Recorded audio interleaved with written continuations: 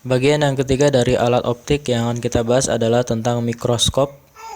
Mungkin teman-teman pernah melihat ya mikroskop di laboratorium IPA di sekolah. Ini terdiri dari dua lensa. Yang pertama itu lensa objektif yang di sini, yang dekat dengan preparat, dan lensa okuler tempat kita melihat ya, yang dekat dengan mata di sini.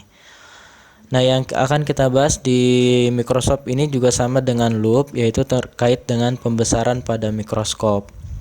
Pembesaran pada mikroskop terdiri dari dua kondisi. Yang pertama, saat akomodasi maksimum, saat mata kita melihat dengan benar-benar fokus. Maka ini sketsa bayangannya ya, ini benda. Maka benda ini melewati lensa objektif, menghasilkan bayangan di sini. Ini SOB, jarak ke objektif, dan ini SOB aksen, jarak bayangan dari objektif. Kemudian bayangan yang dihasilkan dari lensa objektif ini menjadi benda untuk lensa okuler yang dekat dengan mata, sehingga menghasilkan bayangan di sini.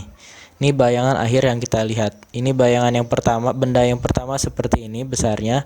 Maka bayangannya akhir yang kita lihat seperti ini, lebih besar tetapi dia terbalik. Ini untuk akomodasi maksimum. Untuk rumus pembesarannya, ini M pembesaran sama dengan S aksen OB, ini ya jarak bayangan objektif per SOB dikali SN per FOK tambah 1.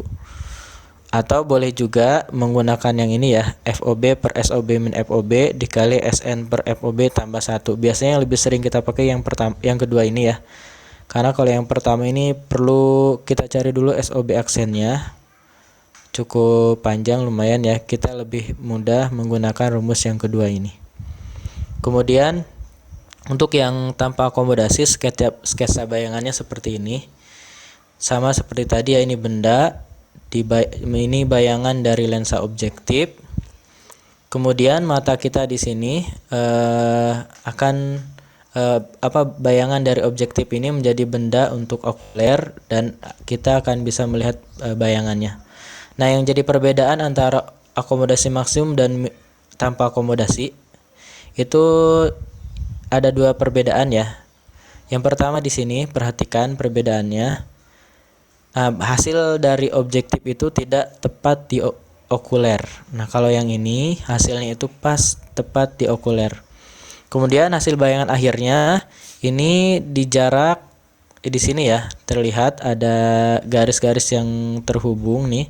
Kalau yang di tanpa akomodasi itu garis-garisnya sejajar, tidak ada garis yang nanti berpotongan. Dan bayangannya itu di jarak tak terhingga. SOK aksen di jarak tak terhingga. Jadi di soal kadang dikasih tahu dia akomodasi maksimum atau tanpa akomodasi, kadang dikasih tahu dalam bentuk grafik seperti ini, diagram seperti ini ya. Jadi diingat-ingat mana yang akomodasi maksimum dan mana yang tanpa akomodasi. Untuk rumusnya sebenarnya mirip ya, cuma bedanya ini plus 1 yang akomodasi maksimum, yang ini tidak ada plus 1. Jadi cukup aksen OB per SOB kali SN per FOK, atau FOB per SOB min FOB dikali SN per FOK. Oke, untuk lebih jelasnya kita akan bahas contoh soal di video selanjutnya.